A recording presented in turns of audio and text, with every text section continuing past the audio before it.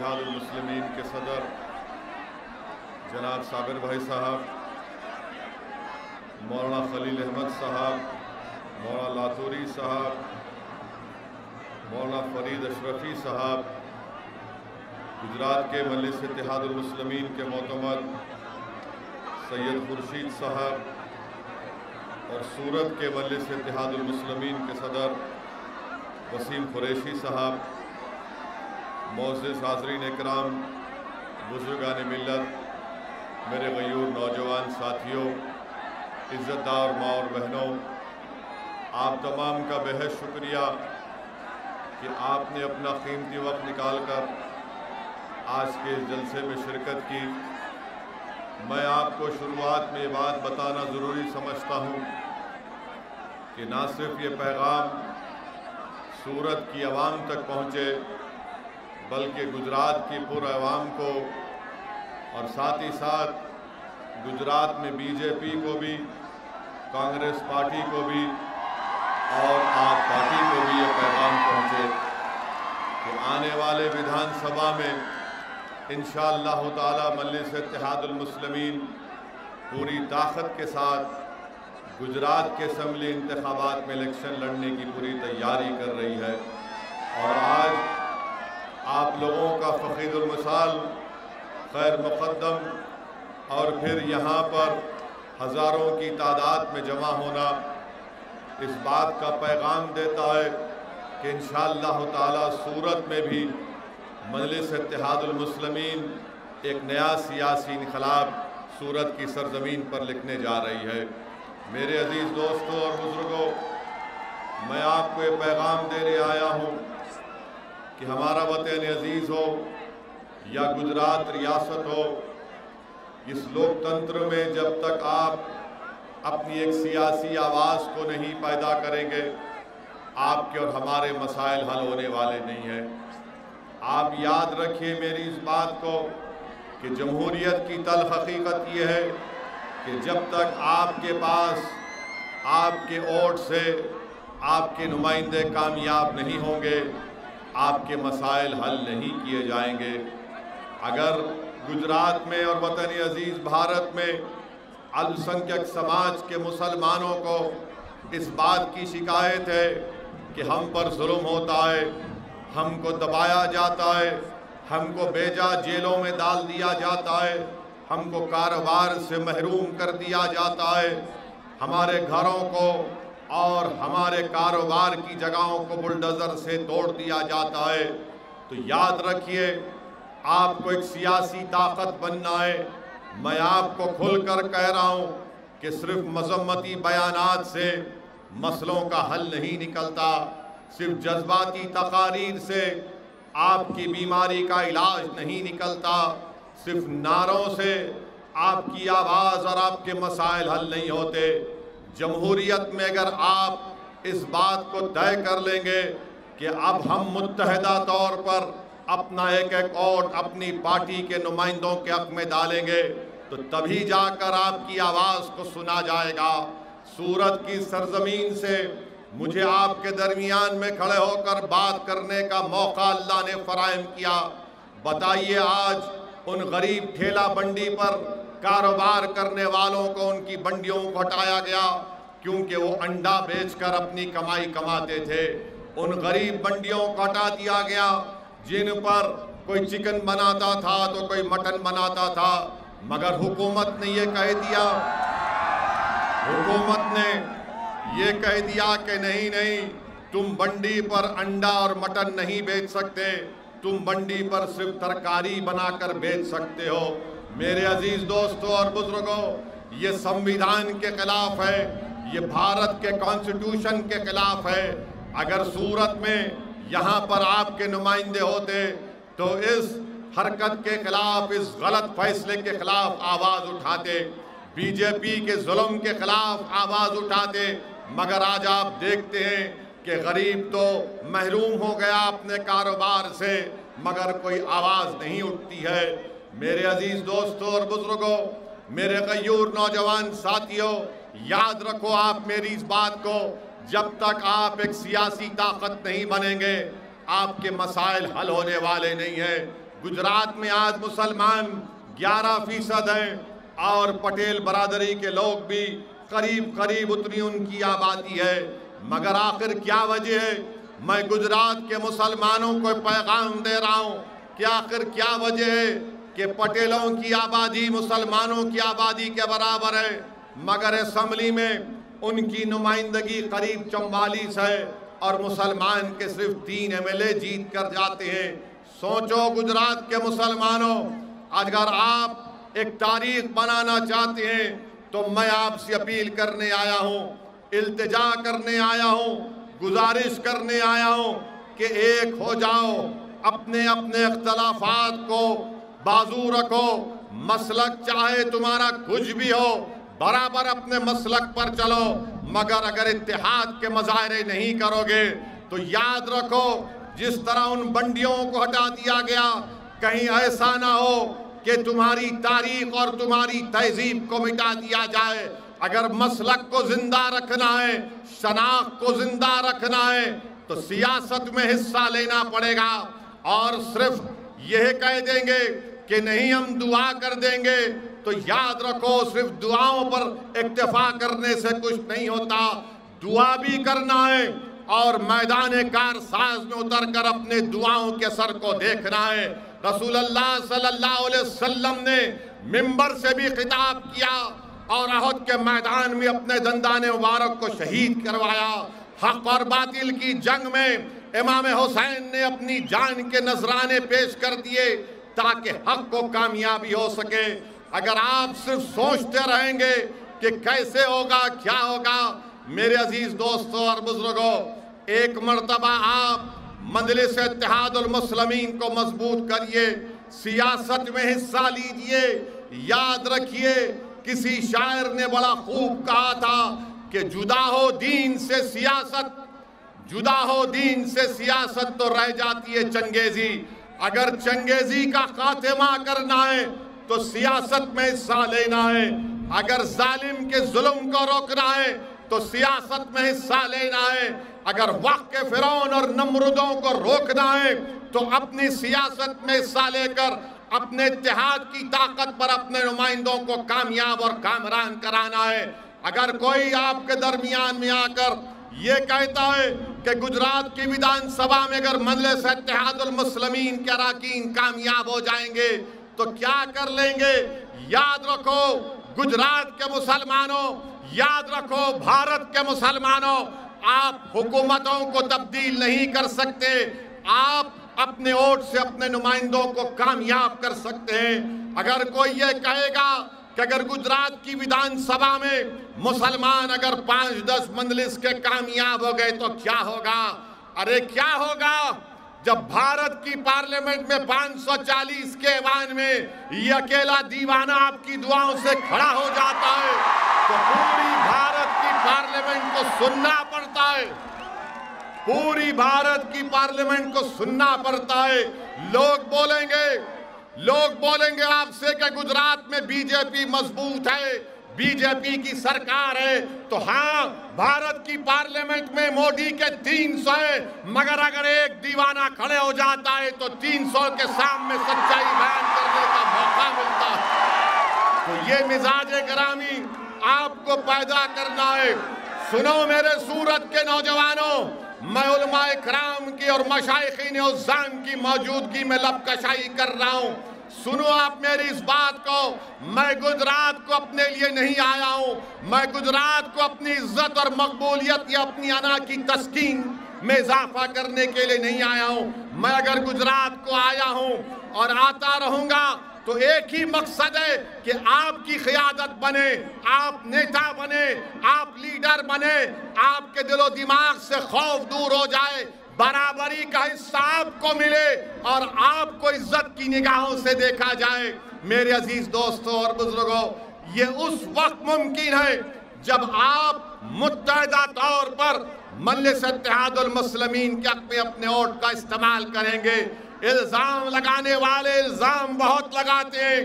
कोई इल्जाम लगाएगा कि ओवैसी के भाषण से बीजेपी को फायदा हो जाता है, कोई कहेगा कि मजलिस के इलेक्शन लड़ने से बीजेपी का फायदा हो जाता है।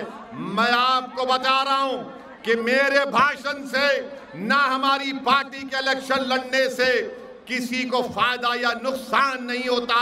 मैं इलेक्शन लड़ता हूं तो मेरी पार्टी को फायदा हो। मैं इलेक्शन इसलिए नहीं लड़ता कि किसी को फायदा पहुंचे या किसी को नुकसान पहुंचे। इल्जाम लगाने वालों इल्जाम लगा लो। जब तक अल्लाह असदुद्दीन ओवैसी को जिंदा रखेगा मैं अपना काम करता रहूंगा। जब तक अल्लाह सुब्हानहू व तआला अपने फजल और करम से मेरे जान और माल की हिफाजत करता रहेगा मैं बोलता रहूंगा, मैं लड़ता रहूंगा। हाँ, कोई गम की कोई बुरी बात नहीं है कि अगर मैं खड़े होकर ये कहता हूं कि मैं भारत के गरीब और मजलूम आवाम के लिए एक आवाज उठाता हूं।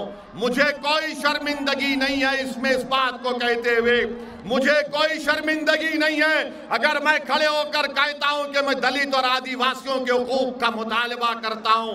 मुझे कोई डर नहीं होता अगर मैं कहता हूं कि भारत के मुसलमानों को संविधान के मुताबिक उनका जायज मुकाम मिलना चाहिए, तो कोई डरने की जरूरत नहीं है। भारत के मुसलमानों, सूरत के मुसलमानों, गुजरात के मुसलमानों, हमको अपना हक हासिल करना है।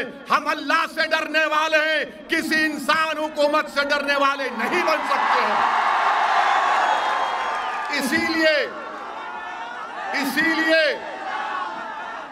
इसीलिए आपसे अपील करने आया हूं कि आज आपको अपने इत्तेहाद की ताकत पर अपनी एक सियासी आवाज को मजबूत करना है। छोड़ दीजिए उन कांग्रेस पार्टी को जो अनकरीब में कांग्रेस पार्टी भारत से के सफ़े हस्ती से खत्म होने जा रही है इंशाअल्लाह ताला। कांग्रेस पार्टी नहीं मुकाबला कर सकती बीजेपी और मोदी का। अगर कोई जानता है कैसे बीजेपी को रोका जाए तो उसका नाम असदुद्दीन ओवैसी और मजलिस इत्तेहादुल मुस्लिमीन है। ये कांग्रेस के कायदीन राहुल गांधी में दमखम नहीं है कि मोदी को रोक सके, ना मोदी का जवाब दे सके। मेरे अजीज दोस्तों और बुजुर्गों, पिछले 25 साल से गुजरात में बीजेपी कामयाब हो रही है। मजलिस इलेक्शन नहीं लड़ी तो कैसे बीजेपी कामयाब हो रही है? तो मालूम हुआ कि गुजरात में बीजेपी और कांग्रेस का एक टाका है, एक रिश्ता है।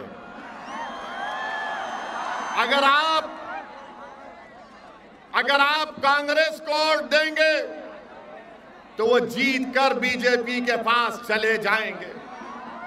जैसा कि पिछले विधानसभा के चुनाव में कांग्रेस के 12 विधायक जीतकर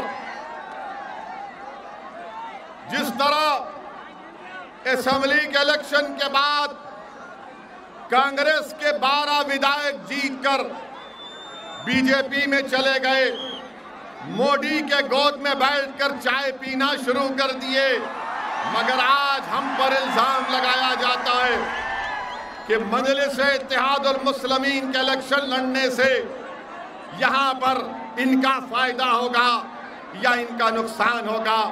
मेरे अजीज दोस्तों और बुजुर्गों,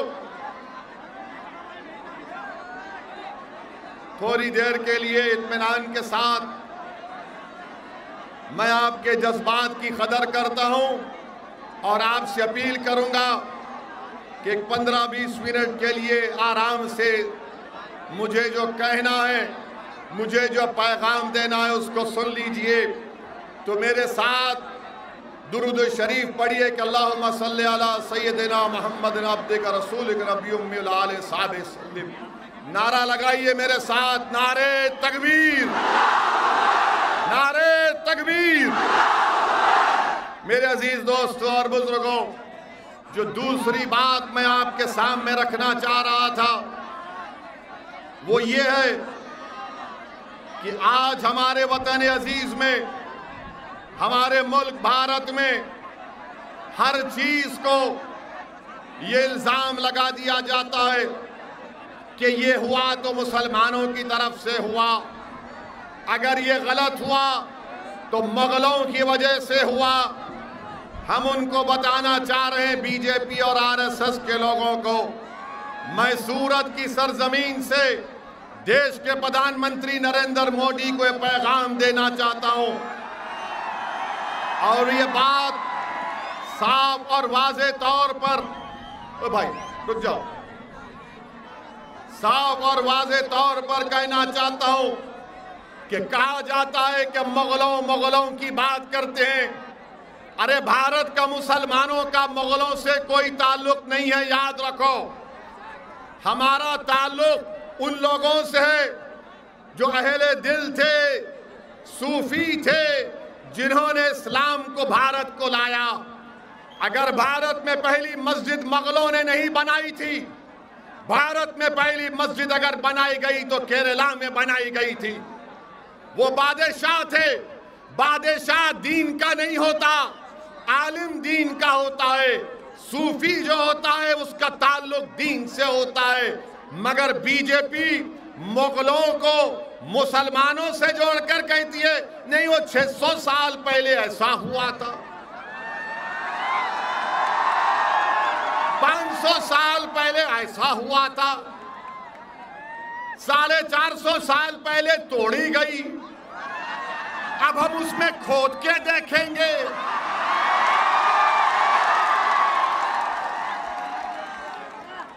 आप बताइए, भारत की तारीख क्या मुगलों से शुरू होती है? भारत, ये जो भारत बना, अगर कोई संगी आपसे कहेगा, कोई अगर मुसलमानों का दुश्मन आपसे कहेगा कि आज मुगलों की वजह से ऐसा हो रहा, तो उनसे पूछना भारत कैसे बना। 50,000 साल पहले अफ्रीका से लोग भारत को आए थे। कितने साल पहले? 50,000 साल पहले। 40,000 साल पहले ईरान से किसान आए थे। 30,000 साल पहले स्टीप से लोग आए थे, स्टेप से लोग आए थे। इसके बाद लोग आते गए तो भारत बना। मगर बीजेपी को अगर कोई नजर नहीं आता, खाली मुगल नजर आता है इनको। अब आप बताइए कि क्या बादशाह अशोका ने लोगों का कत्ल नहीं किया? बादशाह अशोका ने हजारों लोगों का कत्ल किया। बोलो आरएसएस वालों, अशोका के बारे में तुम्हारी राय क्या है? क्या यह बात सच नहीं है कि पुष्यमित्रा ने बुद्धों की मंदिरों को तोड़ा? इसकी बात क्यों नहीं करते बीजेपी और संघ परिवार के लोग? मगर बोलेंगे नहीं, ताजमहल के नीचे जाकर देखेंगे, ताजमहल के नीचे क्या मिलेगा आपको? नहीं, हम खोद के देखेंगे क्या मिलेगा। तो क्या मैं भी खड़े होकर कह दूं कि देश के प्रधानमंत्री मोदी जिस घर में रहते हैं उसके नीचे भी मस्जिद है, खोदी जाए?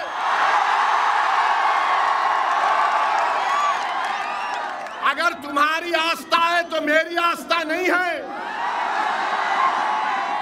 क्या मोदी की आस्था ओवैसी की आस्था से बढ़कर है या बराबर है? बताओ आप। ये देश आस्था पर नहीं चलता मोदी जी। ये देश चलेगा तो संविधान पर चलता था और चलता रहेगा। भारत का मुसलमान किराएदार नहीं है, हिस्सेदार है। आप ले जाकर मुगलों से मिलाते हैं। अरे मुगलों से हमारा रिश्ता नहीं था। वो मुगल जितने बादशाह थे उनकी बीवियां कौन थी?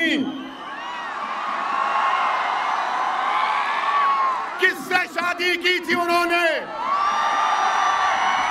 क्या उसका जिम्मेदार आप मुझे बनाएंगे? आप जाके पूछो औरंगजेब से मुझे क्या करना है। अब जाके पूछो अकबर से, जहांगीर से, शाहजहां से। और क्या मोदी जी, क्या आपने बहादुर शाह जफर की खबर पर फूल नहीं चढ़ाए थे? हमको जिम्मेदार, हाँ, मुगल अगर जिम्मेदार हैं तो यकीनन औरंगजेब जिम्मेदार है पेट्रोल की कीमत का। अकबर जिम्मेदार है बेरोजगारी का और शाहजहां जिम्मेदार है कीमतों में जो इजाफा हो रहा है।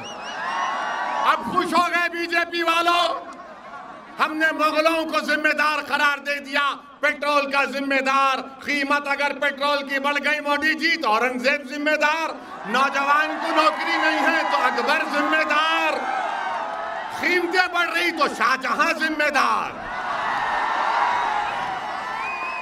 ये जिम्मेदारी हम देने तैयार हैं।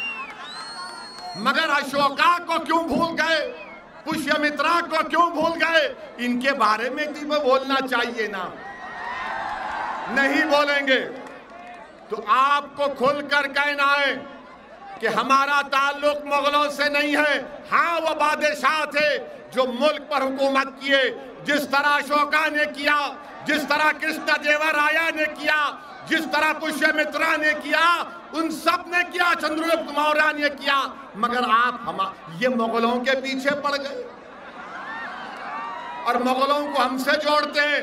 सुनो, अगर भारत का मुसलमान का किसी से ताल्लुक है, उसका ताल्लुक है अल्लामा फजल खैराबादी रहमतुल्लाह अलैह से।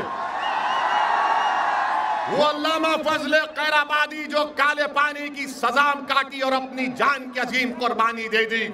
सुनो संगियो, अल्लामा फजल खैराबादी ने अंग्रेजों से माफी की भीख नहीं मांगी। हमारा ताल्लुक है तो जौहर बरादरान से है, हमारा ताल्लुक है तो मौलाना अबुल कलाम आजाद से है, हमारा ताल्लुक है तो उन रेशमी रुमाल की तहरीक चलाने वाले महमूद हसन साहब से है, हुसैन अहमद मदनी से है, हमारा ताल्लुक किसी से है तो माल्टा की जेल में मुसीबत और मसाइब के मुश्किलात को सामना करने वालों से। अरे मुगलों को लाकर हमारे गले में क्यों बांध रहे हो? आप बांध लो। भारत की आजादी में सबने हिस्सा लिया था और इसीलिए जब मुल्क आजाद हुआ तो हमने ये फैसला लिया कि हम तारीख में नहीं जाएंगे बल्कि हम तारीख बनाएंगे भारत के लिए। हम तारीख में नहीं जाएंगे, हम तारीख बनाएंगे भारत के लिए। मगर आज क्या हो रहा है कि नहीं, वो ज्ञानवापी की मस्जिद आपकी नहीं है। अरे बाबरी मस्जिद चले गई तो क्या आप ज्ञानवापी भी जाने देंगे? आप बोलो, अहद लोगे कि मस्जिदों को आबाद करोगे? नौजवानों, क्या तुम अहद लोगे कि अब तुम मस्जिदों को आबाद रखोगे? क्या जिस तरह जुमे में नमाज पढ़ते उस तरह फजर में पढ़ोगे? तो क्या कल सुबह जाकर मस्जिदों को और चकाचक भर दोगे? अगर हम मस्जिद की हिफाजत नहीं करेंगे तो कौन करेगा? और जब ज्ञानवापी मस्जिद का मसला उठा तो क्या कांग्रेस ने बोला? क्या बोला कांग्रेस ने? क्या राहुल गांधी ने बोला? क्या आम आदमी पार्टी के केजरीवाल ने बोला? किसने बोला? फिर क्या नाम था बोलने वाले का? क्या नाम था बोलने वाले का? क्यों बोला वो? इसलिए कि भारत का ये हिस्सा है, संविधान का हिस्सा है, 91 का कानून है और कोई मस्जिद को, मंदिर को हाथ नहीं लगा सकता। मेरे अजीज दोस्तों और बुजुर्गों, अगर आप 10 मिनट है, हमारी बात सुन लीजिए, आराम से बैठिए, एक नारा लगाइए, नारे तकबीर। मेरे अजीज दोस्तों और बुजुर्गों, बीजेपी गुजरात में डिस्टर्ब्ड एरियाज एक्ट का कानून बनाया। डिस्टर्ब्ड एरियाज एक्ट का कानून बनाया और आपके सूरत में, अथवा में, सलाबतपुरा में, हेलो हेलो, मोदी जी को बोले तो माइक भी डर रहा उनसे। मगर हम नहीं डरते, हम सिर्फ अल्लाह से डरने वाले। तो मैं आपसे कह रहा था, डिस्टर्ब एरियाज एक्ट सलाबतपुर में, चौक बाजार में, सईदपुर और लाल चौक में अब तक 2017 से डिस्टर्ब एरियाज एक्ट लगा दिया गया। 2002 से अल्हम्दुलिल्लाह सूरत में कोई फसाद नहीं हुआ। मजलिस इत्तेहादुल मुस्लिमीन इस बात का मुतालबा करती है कि गुजरात से डिस्टर्ब एरियाज एक्ट को ख़त्म किया जाए। और आप जानते हैं कि सूरत के मजलिस के सदर ने sir sir sir sir sir sir sir अरे सर रुक जाइए।